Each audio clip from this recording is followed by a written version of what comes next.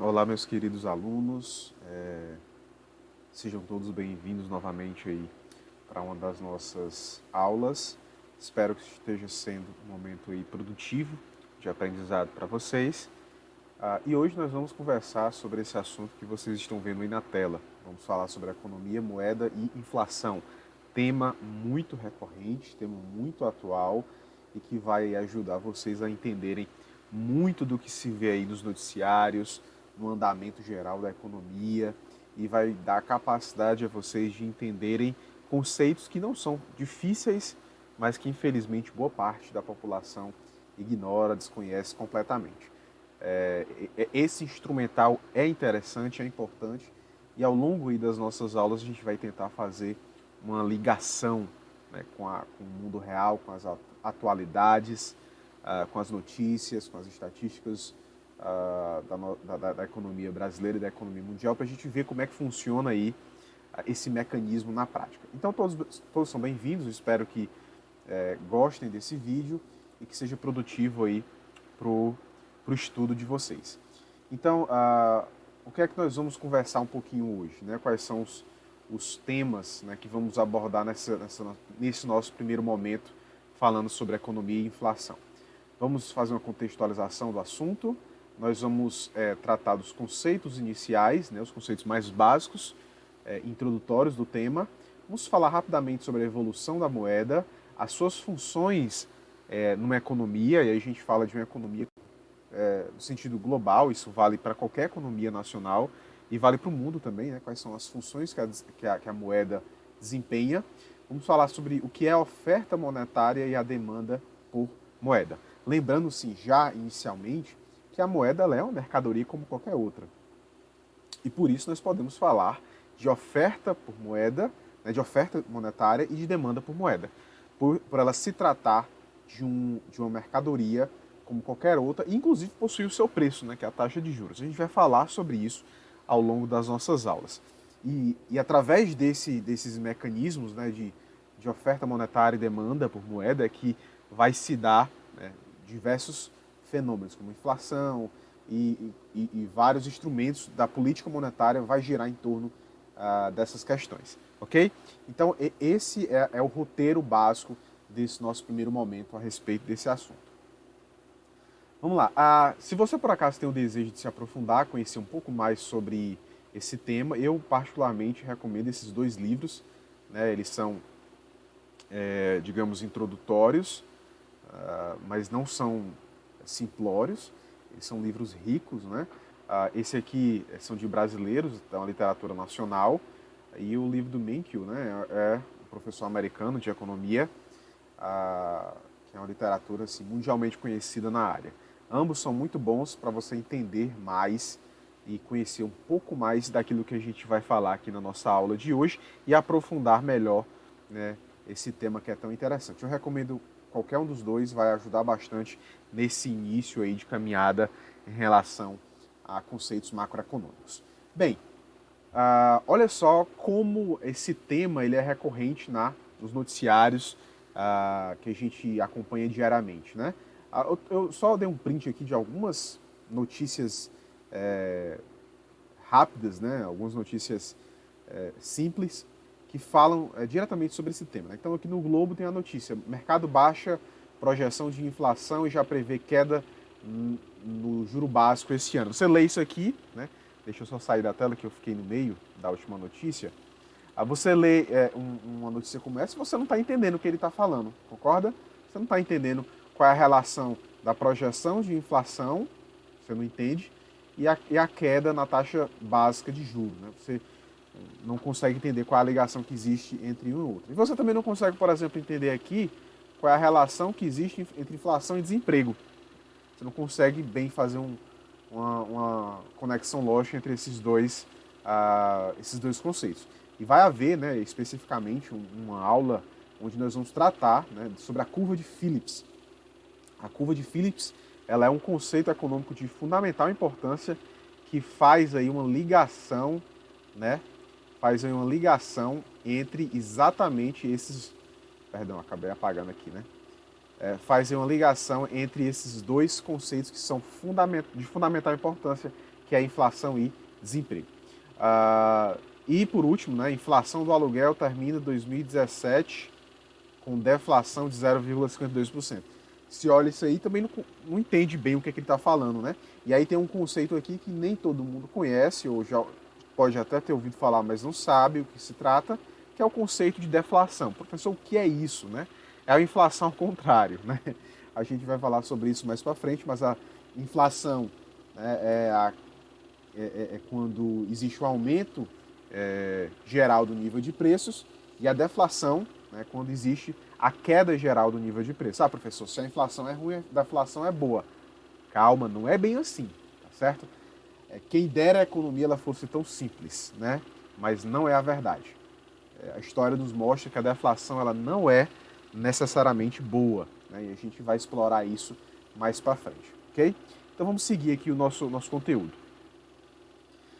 Nesse gráfico que eu achei bastante interessante, a gente vai encontrar aqui, né, o regime, as metas de inflação e a inflação efetiva, desde o ano de 99 até mais recentemente, em 2016. A fonte, né, está bem aqui, esse site aqui que eu coloquei.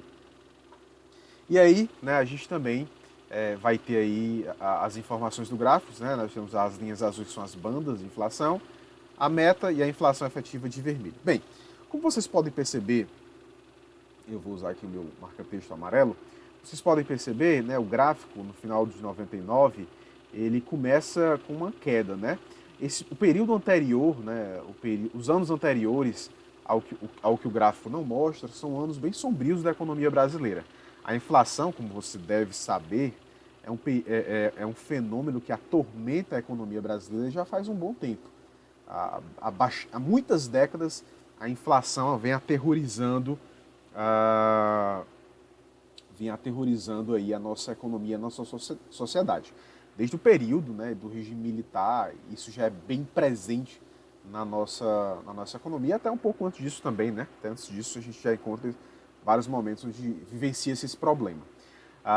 Nos anos 80, né, que foram conhecidos como os anos perdidos no sentido econômico, esse fenômeno se tornou ainda mais presente. Nos anos 90, no começo dos anos 90, isso foi difícil, né, para a sociedade. Eu acredito que se você puder conversar aí com seus pais, né, seus avós, as pessoas mais velhas, né, dependendo da sua idade que está assistindo nosso vídeo, né, você vai poder com certeza lembrar, né, você vai poder com certeza entender um pouco mais sobre o que foi o período inflacionário no Brasil. E quando foi, quando alguns anos atrás, né, na década de 90, o então ministro da Fazenda, Fernando Henrique Cardoso, ele deu início ao que ficou conhecido como Plano Real. Iniciou-se então um combate mais efetivo em relação à economia. Foi quando a economia realmente, né, se tornou mais efetiva, o combate à inflação se tornou mais efetivo e, de fato, a inflação foi, entre aspas, vencida, né? Foi controlada, melhor dizendo. E uma das coisas que o Fernando Henrique fez, especialmente no seu segundo mandato, foi estabelecer, né, o tripé macroeconômico. A gente vai ver um pouco mais sobre o tripé macroeconômico, e um dos três aspectos desse tripé é o que a gente chama de regime de metas de inflação. De forma bem simplória, né, o regime de metas de inflação é nada mais, nada menos do que um compromisso público do governo a respeito do seu combate à inflação. Então, quando o governo estabelece a meta de inflação em tal ponto, né, então, em tal ponto percentual, o que ele está dizendo é que ele vai guiar a sua política monetária, ele vai tomar suas decisões a níveis macroeconômicos de forma que a inflação não ultrapasse aquele valor percentual. Então, você observe aqui, né, a trajetória da meta de inflação ao longo do período, né, desse período aqui que a gente está designando, né, 99 até 2016. Ela variou, né, nessa faixa aqui que nós temos, verde, e do ano 2004, né, do ano 2004 até o ano 2016, ela permaneceu uma única meta, né? ela permaneceu uma única meta, né, que é 4,40, em torno de 4,46%, né, esse valor aqui. Então isso significava que o governo ele ia se comprometer a não ultrapassar, né, esse valor. A gente vê aí que a inflação efetiva mostra que existe, né, uma variação que não é tão simples assim, ou seja, o governo nem sempre ele consegue ele não consegue atingir essa meta. Eu queria destacar, né, nessa trajetória vermelha esse período aqui, tá? Esse período aqui, que são os anos 2014 e 2015. Esse período marcou, né, a última grande crise, né, estamos aqui gravando esse vídeo em 2020, a última grande crise que o governo enfrentou, né, a econômica que o governo enfrentou no sentido econômico, né, que marcou aí o segundo mandato da presidente Dilma, e foi um período de grande dificuldade para a economia brasileira, onde tiveram que ser feitos diversos cortes de despesa, um aumento generalizado de vários impostos, houve uma grande satisfação política, né, por parte da sociedade, e essa crise, né, inclusive, foi um dos motores que empurraram o processo de impeachment da presidente Dilma e um tempo depois, ok? Então a inflação estourou nessa época, né, aumentou consideravelmente e gerou essas dificuldades econômicas e políticas para a nossa nação, tá? Eu não tenho os dados mais atualizados, mas na próxima aula eu vou trazer aí um gráfico com dados depois de 2016 para a gente poder estudar aí qual foi o comportamento mais recente da economia, da inflação, perdão. Então vamos seguir, né? Vamos agora começar com os conceitos introdutórios. Vamos estudar aí os conceitos básicos da nossa disciplina e, para começar, né, deixa eu desaparecer aqui da tela, para começar a gente não pode ignorar o conceito mais importante dessa aula. Que conceito é, professor? O conceito de moeda, né? É o primeiro conceito que a gente tem que estudar. O que é moeda? Moeda é um estoque de ativos que podem ser prontamente utilizados, destacando aqui algumas palavras, para realizar o quê? Transações. Moeda é um estoque de ativos que pode ser prontamente utilizado para realizar transações. Professor, explique melhor. Vamos lá, ativos, né? Quando a gente fala que a moeda é um ativo, isso significa que ela ela consiste aí num tipo de bem, né, que a pessoa possui, né? Possuir, ter, né, a propriedade sobre uma quantidade em moeda significa que você tem um determinado bem, você tem um direito, você tem a capacidade de utilizar aquilo em seu benefício econômico próprio. Isso vale para nível individual e também vale para nível coletivo, né, a sociedade como um todo. E quando ele fala prontamente, ele está fazendo aqui referência a um conceito econômico muito importante, que é o conceito de liquidez. A moeda, ela é a mercadoria mais líquida da economia. Professor, o que é que significa liquidez? É a capacidade daquela mercadoria específica poder ser facilmente convertida numa possível transação, né? Então vamos pegar aqui, você tem, por exemplo, um celular de última geração e você acabou de comprar, ele é né, bem, digamos assim, bem desenvolvido, cheio de funcionalidades, está bem novo, bem conservado. Ele é um ativo? Ele é um bem que você possui. Ele possui liquidez? Possui, em certa medida ele possui liquidez, ou seja, se você está precisando urgentemente de um computador e você só tem o celular, né, você pode sim oferecer o celular em troca e existe a possibilidade dele servir aí na troca que você quer fazer, a pessoa receber ele de volta, né, receber o celular e lhe entregar o computador. É possível isso acontecer? É possível isso acontecer. Mas, se você encontrar com alguém que não deseja um celular, ele não vai ter liquidez para você nessa situação. A moeda, ela é o ativo mais líquido de todos, porque ele é universalmente aceito.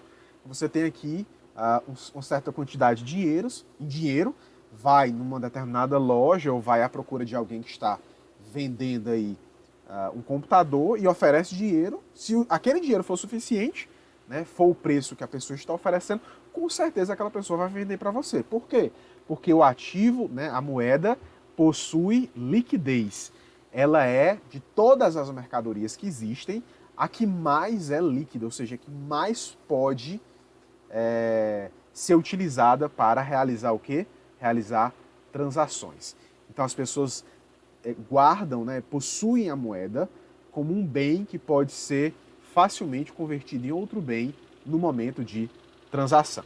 Existem outros ativos que são muito líquidos também, né? Cartão de crédito, cartão de débito, cheque, também possuem liquidez. Títulos de crédito, né? Você tem um título de um duplicata, uma ação de uma empresa, um debênture, todos eles possuem um determinado nível de liquidez, né? Alguns são bem líquidos, porém, nenhuma mercadoria é mais líquida do que a própria moeda, do que o próprio dinheiro. E aí eu trouxe aqui uma citação do livro do Vasconcelos, né, que é o Manual de Macroeconomia, né, do slide que a gente mostrou. Ele é o livro que estava aí na direita, né, o livro de capa azul. E aí o Lopes e Vasconcelos, eles dizem o seguinte: o surgimento da moeda, ela decorre, né, uma consequência do progresso econômico. Com a especialização, né, esse termo aqui é um termo de destaque, com a especialização dos indivíduos em produções isoladas que não são capazes por si só de atender ao conjunto de todas as suas necessidades. Professor, o que é que isso significa, né? Há alguns séculos atrás, né, um período que o nosso mundo vivia aí mais antigo, você sabe, se já estudou história, já deve ter visto isso em filmes e livros, que a sociedade era bem diferente do que a gente tem hoje. Vigorava aí uma produção mais artesanal de bens. Então, uma determinada família vivia aí um pedaço de terra e eles viviam aí de sua própria subsistência, né? O homem, os filhos, né, iam para o roçado, iam para a agricultura, produzia aí os alimentos, os mantimentos que a família necessitava.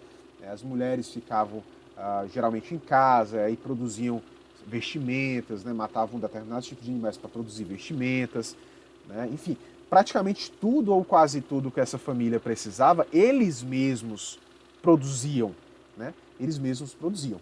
Contudo, com o passar do tempo, né, e o progresso econômico, o desenvolvimento das sociedades, se fez necessário, né, esse modelo começou a ficar ultrapassado e foi necessário aí que houvesse uma especialização, ou seja, uma pessoa ela ia se especializar em um determinado tipo de produção. Hoje você não consegue. Se a gente jogar você numa casa, num pedaço de terra, e disser para você, olha, agora você vai ter que produzir tudo que você precisa para viver. Será que você vai saber? Possivelmente não. Várias técnicas, por exemplo, de agricultura, talvez você não conheça. E você vai acabar morrendo de fome. Não é possível. Por quê? Porque por fazer parte dessa geração atual, você provavelmente tem uma especialidade. Então você sabe, você domina alguma técnica, você domina uma determinada profissão e você não consegue produzir outros tipos de bem. Se você, por exemplo, você me entregar todas as peças necessárias para produzir um carro, né, provavelmente eu não vou conseguir produzir o carro, mesmo com todo o equipamento necessário. Por quê, professor? Porque eu não tenho um know-how, né? Eu não tenho aí a técnica, o conhecimento necessário para isso. Enfim, né, o que é que eu estou querendo dizer? Que hoje os indivíduos possuem uma especialização.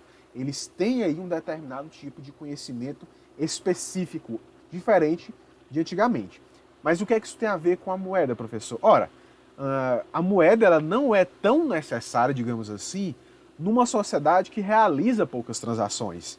Ora, se os indivíduos, a maioria deles, produzem tudo o que precisam para viver, qual é a necessidade que eles vão ter de uma moeda? Eles vão usar para quê? Né? O comércio era muito menos desenvolvido, havia pouco comércio. Então a moeda não era tão demandada como hoje ela é. Hoje você precisa fazer transações o tempo inteiro. Por quê? Porque existe uma série de bens que você não é capaz de produzir, você tem que adquirir de outro. Então precisa de uma moeda para você adquirir esses bens. Vamos continuar aqui a leitura. Para a satisfação dessas necessidades, devemos recorrer cada vez mais aos demais agentes para obter, por meio de troca, os produtos que nós necessitamos e não produzimos. As trocas podem ser feitas de forma direta, que é o famoso escambo, ou de forma indireta, que é a moeda. Professor, o que é o escambo? Você já provavelmente ouviu falar deve ter lido aí algum livro de história, né? Vamos dizer que você tem aí uma ovelha, né? Você tem aí uma ovelha que é um bem seu. E você deseja adquirir aí um sapato. Você deseja adquirir aí um sapato. Não existe moeda, tá? Nesse meu exemplo, não existe moeda. Como é que você faz aí para poder resolver esse problema? Você tem uma ovelha e quer adquirir um sapato. Então você precisa encontrar alguém que tenha, por sua vez, um sapato e queira vendê-lo e esteja disposto a o quê? Adquirir uma ovelha no lugar do sapato que essa pessoa tem. E aí, se você encontrar, então essa troca vai ser finalizada e vai ser um sucesso. Porém, qual é a chance disso aqui acontecer? Você concorda comigo que é bem complicado você colocar a economia numa situação de dependência dessa coincidência de desejos? É complicado, né? É uma situação bem difícil. E isso é o escambo. Provavelmente você deve ter já ouvido esse termo, porque na época que os portugueses chegaram ao Brasil, para enfim, colonizar aqui o nosso país, no primeiro contato que eles tiveram com os índios, eles praticaram o escambo, né? Eles, em troca de pau-brasil, eles ofereceram aí vários objetos que eles possuíam e que os índios, por não conhecerem, ficaram extremamente, né, maravilhados, né? Espelhos, enfim, né? Situações, objetos que hoje são comuns para a gente, mas na época os índios não conheciam. Os índios aceitaram de volta esses bens, né? E aí eles entregaram o pau-brasil. Enfim, né? Houve aí essa troca que foi escambo, né? Se configura como escambo. Hoje, graças a Deus, a gente já não precisa mais desse tipo de trocas diretas. Por quê? Porque a moeda, ela é agora um intermediador dos negócios. Ou seja, você tem uma ovelha e você quer sapato, você não precisa encontrar aí alguém, você não precisa encontrar alguém que tenha sapato e queira ovelhas. Você pode pegar a sua ovelha, vender aí para alguém, pegar o dinheiro e ir atrás do seu sapato. É um processo bem mais simples e bem mais rápido. Então, isso veio para facilitar, né, o desenvolvimento das sociedades. Então, vamos seguir, né, dado que a gente já passou aí pela essa introdução, vamos seguir aqui na nossa aula.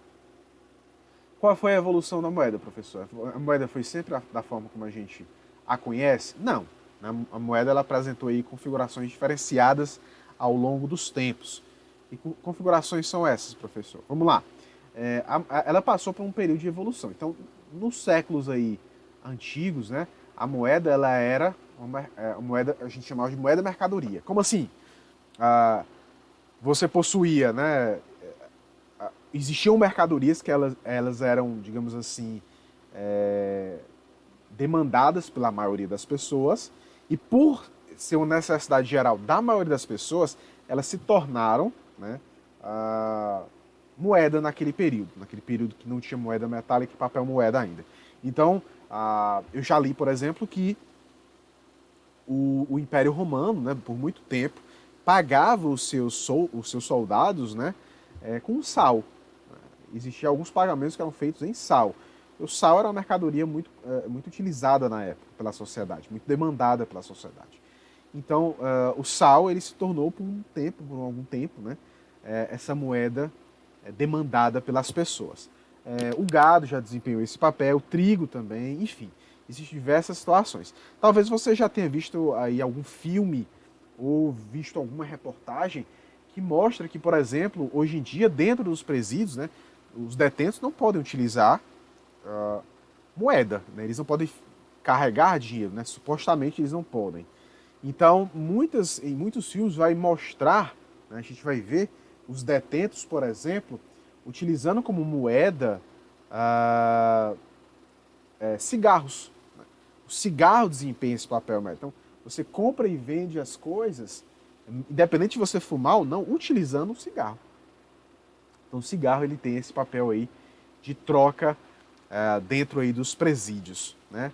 Eu não sei se isso condiz com a realidade, né? Eu já vi isso em inúmeros filmes. Com o tempo, porém, a gente foram percebendo que isso apresentava diversas desvantagens. Não precisamos nem entrar em detalhes, né? Isso apresentava diversas dificuldades. Por conta disso, né, surgiu aí as moedas metálicas, que geralmente possuíam componentes, né, de metais preciosos, como por exemplo ouro, prata, bronze. Então a moeda de ouro ela valia mais do que uma moeda de prata, valia mais do que uma moeda de bronze. E aí acontecia, né, das trocas começarem a ser exercidas por meio dessas moedas metálicas. Porém, isso também apresentava diversas dificuldades. Por exemplo, muitas pessoas de má fé pegavam e falsificavam moedas no sentido de que eles pegavam uma determinada quantidade em ouro, né, ouro genuíno, misturavam aí com algum tipo de metal que pudesse ser parecido com ouro, e aí fabricavam uma determinada moeda metálica impura, né, com um grau de ouro aí impuro, né, de impurezas. E aí qual era a dificuldade dessa situação? Que você pensava que estava com moeda de determinado valor, mas o valor era inferior porque aquela moeda era uma moeda que carregava metais impuros ou metais que não eram ouro de verdade. E aí isso gerava uma série de dificuldades, né? Além de muitas vezes, né, as moedas nesse período não eram moedas da forma como a gente conhece hoje, né?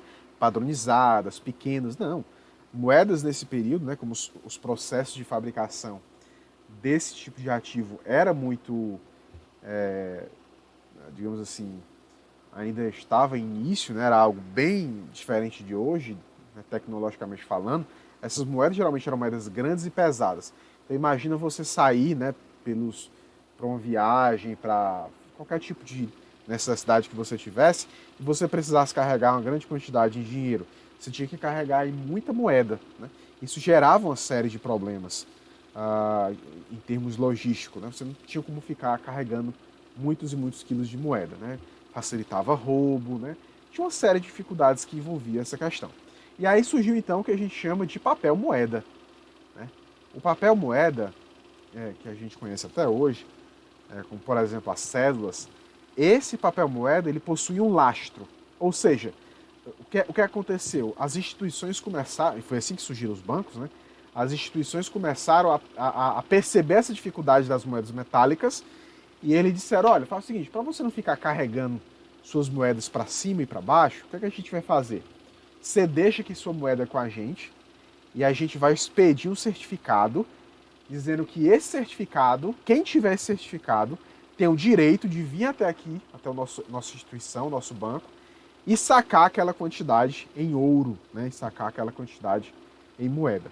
Então, o papel moeda no início ele funcionava, né, digamos assim, como um certificado, né? E o possuidor desse certificado ele tinha o direito, né, de ir até onde a instituição estava, o dinheiro estava depositado, e pegar o dinheiro para si. E assim surgiu o que a gente chama de papel moeda. E em seguida, então, a gente vai encontrar, né, perdão, né, essa característica, né, que ligava o papel moeda, né, ao valor que estava em depósito, geralmente era ouro, né, essa ligação que existia, a gente chama isso de lastro. Né? A gente chama isso de lastro. Então o papel moedas, inicialmente, ele surgiu com esse lastro, né, que ligava ele ao bem a qual ele fazia referência. E depois, né, por fim, a gente tem o que a gente chama de moeda fiduciária, que foi quando não precisou mais existir o lastro. Por quê, professor?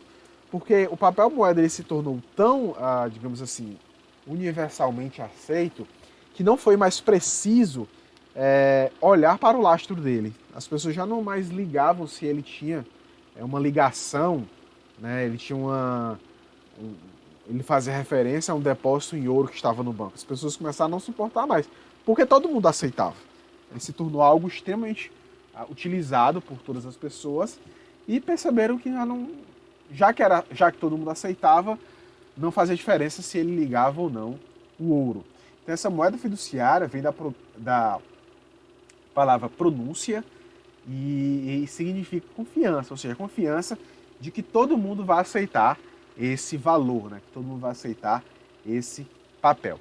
Então essa é uma pequena evolução, ok? Uma pequena demonstração de como evoluiu a moeda ao longo dos tempos. Quais são, professor, as funções da moeda? Isso aqui é bem interessante, tá? Você aprender essas questões é de fundamental importância. A moeda apresenta principalmente três funções. A função de reserva de valor, unidade de conta e meio de troca. Né? Reserva de valor,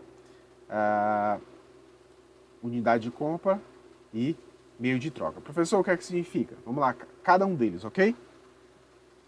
A reserva de valor significa que você que possui a moeda pode utilizá-la para guardar para uma necessidade futura.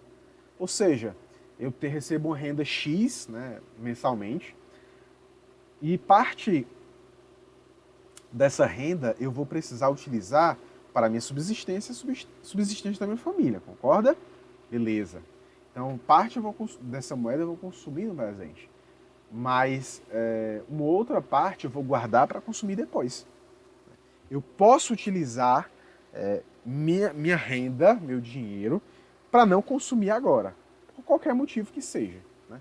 Seja porque eu acredito que os preços vão diminuir, enfim, né? Qualquer valor, qualquer motivo pode levar você a usar a moeda como reserva de valor.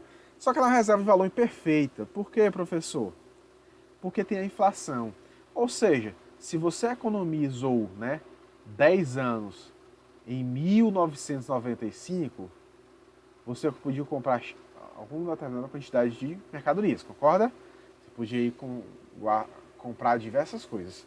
Contudo, né, se você for, né, hoje, né, 2020, pegar os mesmos 10 reais e for tentar gastá-lo com aquilo que você gastou aí em 1995, você vai ver que já não dá mais. Você já não compra o mesmo tanto de coisas. Existe aí o que a gente chama de inflação, né, que é a quantidade daquilo que você perde, né, daquele valor que você perde. A unidade de conta é bem fácil da gente compreender, porque significa o quê? Significa que você pode, que todas as pessoas devem utilizar aquele valor para dizer para você qual valor do serviço foi dado, tá? Então vamos dizer que você vai para o supermercado. Você sente o receio de chegar lá e descobrir que eles estão recebendo pagamento somente em roupas, né? Não, eu quero levar aqui uma melancia. Então você tem que doar 2 calças. Traga as 2 calças, senão você não sai com a melancia. Você corre o risco de enfrentar isso? Não. Por quê? Porque existe a unidade de conta, ou seja, as pessoas elas vão usar o dinheiro como medida para todas as transações. Então, vou utilizar o dinheiro para quê? Para comprar e vender mercadorias. É essa a principal utilidade. E, por fim, como último valor, eu tenho o meio de troca. O meio de troca é o fato de que todos utilizam a moeda para quê? Para efetuar a troca, para comprar bens e serviços. Todas as pessoas utilizam a moeda para isso. Por que, professor? Já falei, né? Ela apresenta facilidade de conversão. E a gente chama isso de liquidez, né? Então essas são as 3 funções da moeda. A reserva de valor, a unidade de conta e o meio de troca, ok? Vamos dar continuidade aqui à nossa aula. Então vamos falar um pouco sobre a oferta monetária. Bem, quem tem o poder aí de jogar mais moeda na economia? O governo. Né? O governo ele possui o monopólio da impressão da moeda, ou seja, só o governo pode emitir mais moeda. Se você tentar fazer isso, obviamente você vai ser preso, concorda? O governo vai prender você por falsificação de moeda. Então o governo ele possui esse monopólio. O controle sobre a oferta de moeda, ou seja, aquela moeda que está disponível no mercado, a gente chama de política monetária. São as decisões do governo em relação à quantidade de moeda necessária que tem que estar circulando na economia. Existem algumas variáveis que estão em torno disso aqui, ok? Mais para frente a gente vai falar um pouco sobre política monetária e a gente vai entender aí por que às vezes o governo ele estabelece aí situações e políticas monetárias diferentes de acordo com a situação. Na maioria dos países, a responsabilidade pela execução da política monetária é de quem? Do Bacen, né, que é o Banco Central. Nos Estados Unidos, essa instituição ela carrega outro nome, tá? É o Federal Reserve, né? Federal, o Reserva Federal. E quais são as funções do Banco Central? Né? Isso vale para qualquer país do mundo. Ele funciona como banco dos bancos, ou seja, ele zela pela estabilidade do sistema financeiro, ele é o emprestador de última instância para os bancos e ele possui a função de regulamentação e fiscalização dos mercados financeiros. Okay? Essas são as duas principais funções, do Banco Central. Ele também serve como depositários internacionais, ou seja, se o exportador recebe seu pagamento em moeda estrangeira, o Banco Central ele guarda essa divisa internacional, ele guarda esse dinheiro que vem de fora, e isso vai ser, então, uma constituição, vai ser utilizado, né, pelo Banco Central. Ele também funciona como banco do governo, ou seja, ele é o Tesouro Nacional. No sentido de que ele guarda os depósitos, né, em dinheiro dos bancos, ok? Do governo, perdão, ele guarda o dinheiro dos governos. E ele também é o emissor, né, de papel moeda. Ou seja, ele quer aumentar a quantidade de moeda, então ele mesmo, através do Conselho Monetário Nacional, emite, né, as moedas, ok? Então vamos dar continuidade. Quais são os principais instrumentos do Banco Central em relação à política monetária? Como é que o Banco Central ele vai regular aí a economia? Como é que funciona essas questões? Bem, a gente tem principalmente três funções, três instrumentos aí do Banco Central. Né? Quais são esses instrumentos? Nós temos as reservas compulsórias, né? As operações de redesconto e as operações de open market, né? Ou a gente chama isso de mercado aberto. Bem, como é que funciona? Bem, as reservas compulsórias, elas significam que o Banco Central ele estabelece que os bancos comerciais, né, os bancos comerciais, Banco do Brasil, né, Itaú, Santander e por aí vai, eles precisam manter um percentual dos depósitos no seu caixa, né? Como assim, professor? Bem, funciona da seguinte forma, tá? Você está aqui, né? Você é esse humano que está aqui. Você tem uma determinada quantidade em dinheiro. Você vai deixar debaixo do colchão? Não. Você vai pegar, né? Vai pegar aí uma parte do seu dinheiro, ou todo ele, e colocar no banco, na sua conta, né, na sua conta bancária. O banco vai pegar aí uma parte do seu dinheiro e vai deixar na conta depósito, ok? O banco, ele sabe que nem todo mundo vai nele para pegar o seu dinheiro toda uma vez. Os bancos não fazem. Os bancos sabem disso. As pessoas deixam o dinheiro na conta, né, e deixam lá e ficam efetuando transações, enfim. Mas não vão lá o tempo todo para sacar o dinheiro, né? Porque se fosse para ficar sacando dinheiro direto, você não deixava o dinheiro no banco. Você deixa lá e lá ele fica, né? Principalmente se você poupar, né? Se você poupar, principalmente, o seu dinheiro vai ficar lá, né? Às vezes rendendo juros, enfim.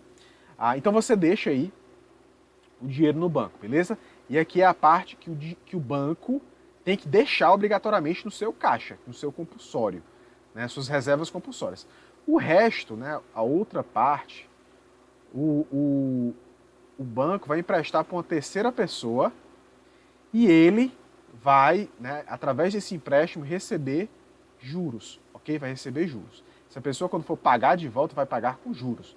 Então, o banco ele vai ganhar dinheiro principalmente nessas operações, pegando seu dinheiro e emprestando para outras pessoas, ok? Pegando seu dinheiro e emprestando para outras pessoas. O Banco Central ele vai definir, né, o montante desse compulsório. Se estiver um momento de crise, pode ser que o Banco Central estabeleça que essa reserva compulsória tem que aumentar. Para o banco, isso pode ser ruim. Por quê? Porque ele vai ganhar menos agora nas operações de empréstimo que ele faz. Ok? Então, reserva compulsória é um instrumento que o Banco Central ele estabelece para que os bancos, né, mantenham um determinado percentual do que ele recebe para depósito em caixa e não possa emprestar para outra pessoa. Porém, os bancos às vezes, né, mesmo mantendo aquela reserva, ainda assim, por qualquer motivo que seja, né, ele acaba tendo essas reservas, né, todas, digamos assim, esvaziadas, né? Essa reserva aqui vai embora, tá? Por qualquer motivo acontece, né? E o banco fica sem liquidez, tá? O banco fica sem dinheiro, digamos assim.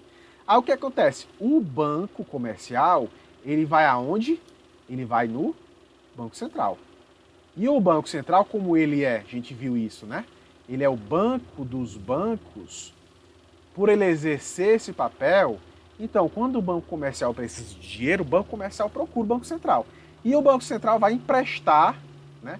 Vai emprestar uma grana para o banco comercial para permanecer com ele nesse período de esvaziamento. Até que as pessoas venham novamente e depositem mais uma vez mais dinheiro no banco comercial. Só que, o que acontece?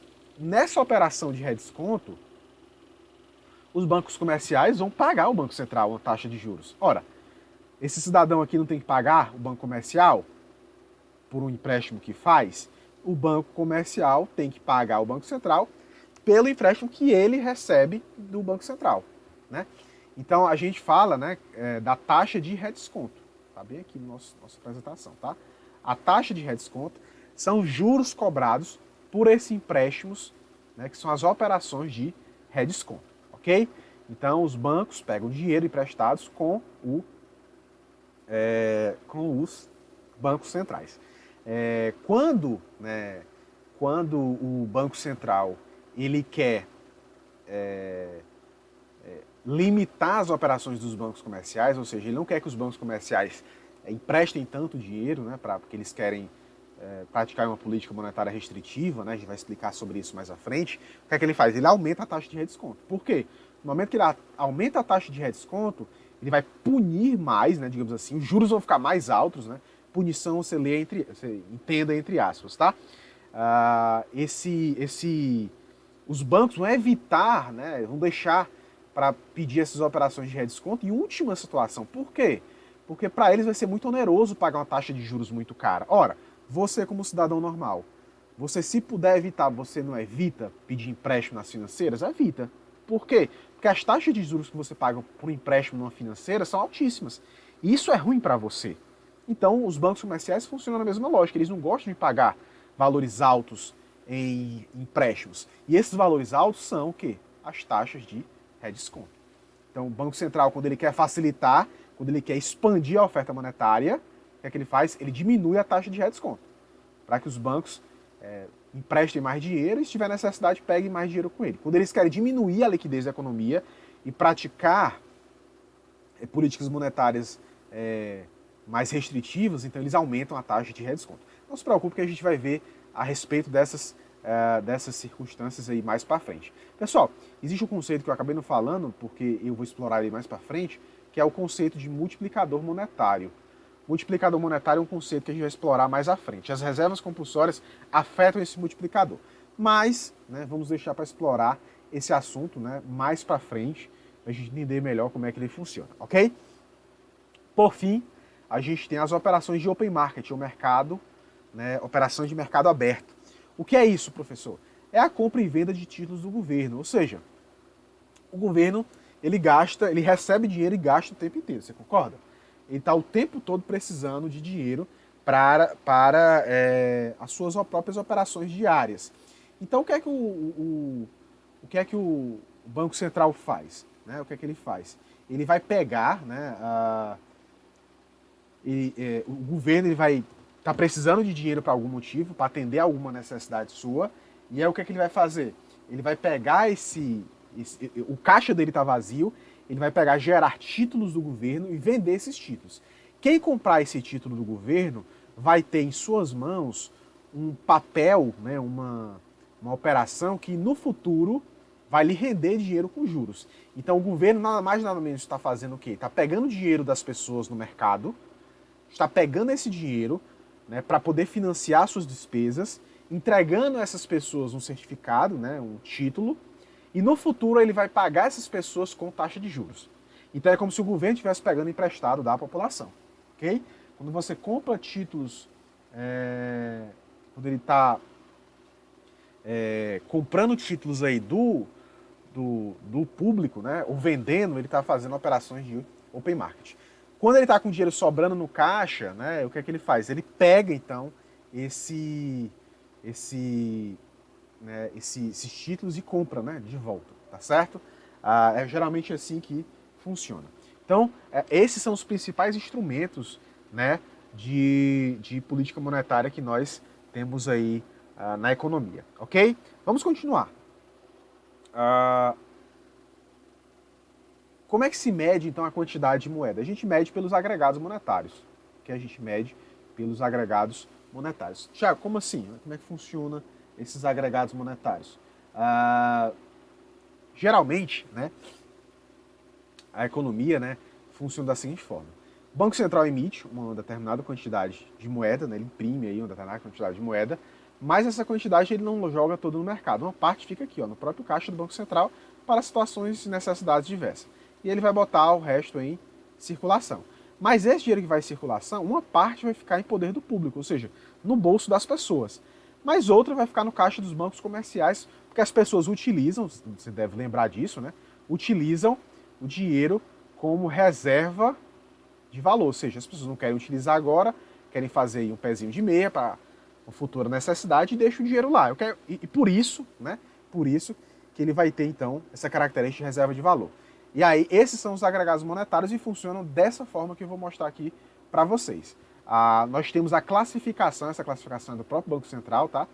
De como é que funciona os agregados monetários. Essa classificação ela vai de acordo com o sistema emissor, ou seja, quem emite essas moedas. Quem emite essas moedas.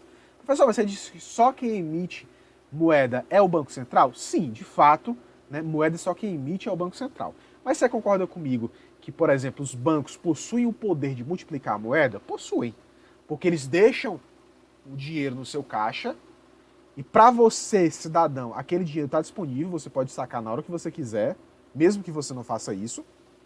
Mas eles vão pegar esse mesmo dinheiro e multiplicá-lo emprestando para outra pessoa, porque eles sabem que você nem sempre vai sacar todo o dinheiro. Então, mesmo o papel moeda ele sendo monopólio do governo, ainda existe a possibilidade de outros agentes econômicos multiplicarem essa moeda.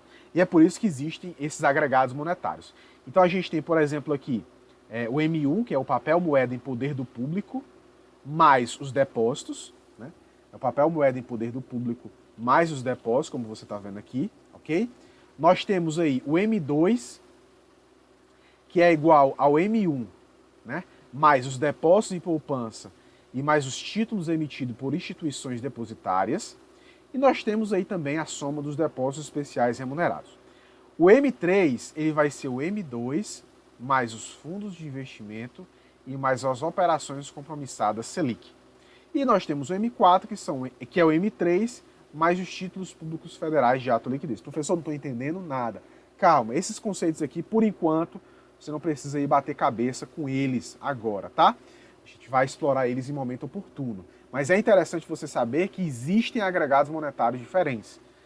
E isso é importantíssimo para a política monetária. O M1, né, ele é de extrema importância, que ele é o que a gente chama de meio de pagamento estrito. O M2, o M3 e o M4 a gente chama de meios de pagamento ampliado. São multiplicações desse dinheiro na economia. Essa classificação é de acordo com os seus emissores. Então, o Banco Central e os bancos comerciais, né, também chamados de haveres monetários, né, o M1.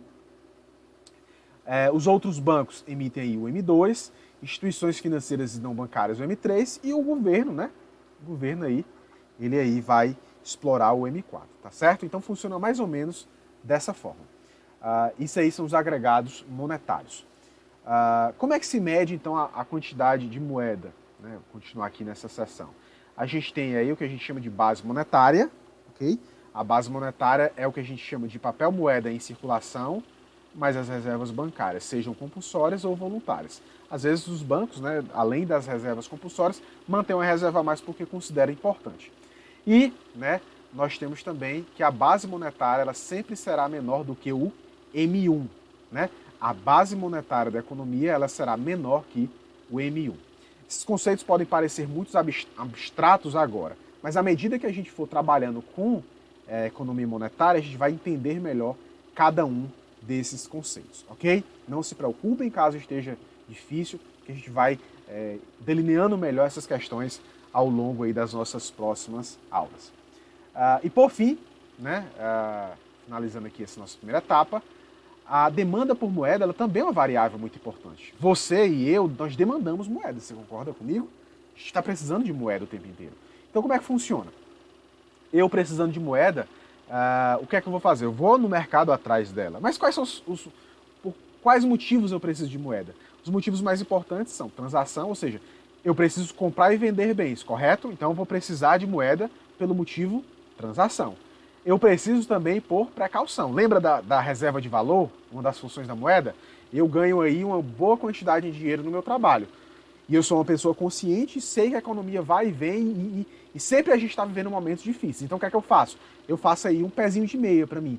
Eu pego uma parte do meu dinheiro e vou guardando, porque um dia eu posso precisar, num momento de necessidade, posso perder o emprego, posso precisar comprar algo com valor mais caro, enfim, qualquer necessidade. Eu reservo o meu valor para necessidades futuras ou imprevistos, ok? Então, eu demando moeda também para me precaver. E tem uma outra, né, que ela é mais recente na literatura econômica, né, que é a especulação. O que é a demanda por especulação? Ou seja, eu desejo pegar esse meu dinheiro a mais e obter ganhos financeiros. Ou seja, eu vou investir. Eu vou investir em títulos, eu vou investir em ações, eu vou investir no mercado financeiro para quê? Para eu ganhar dinheiro, né? Para eu ganhar dinheiro com a taxa de juros. Então a especulação é isso. Taxa de juros aumenta, eu vou querer cada vez mais especular, porque eu vou receber mais de volta. Mas se a taxa de juros diminui, eu vou desejar ter menos dinheiro investido, porque ele não vai ter tanto ganho em torno disso. A gente vai explicar mais ao longo das próximas aulas por que a taxa de juros ela aumenta ou diminui a demanda por moeda e por que ela é tão importante. Eu estou simplesmente nesse primeiro vídeo apresentando os conceitos iniciais a respeito dessas questões, ok? Então, é de extrema importância você entender esses conceitos, essas questões iniciais, para que você possa cada vez mais melhorar aí o seu conhecimento acerca da economia monetária. Aqui eu termino esse nosso primeiro momento, tá? E espero que tenha sido proveitoso. Qualquer dúvida você pode colocar aqui nos comentários, né, enviar uma mensagem, que à medida do possível a gente vai respondendo. Até mais, um forte abraço a todos.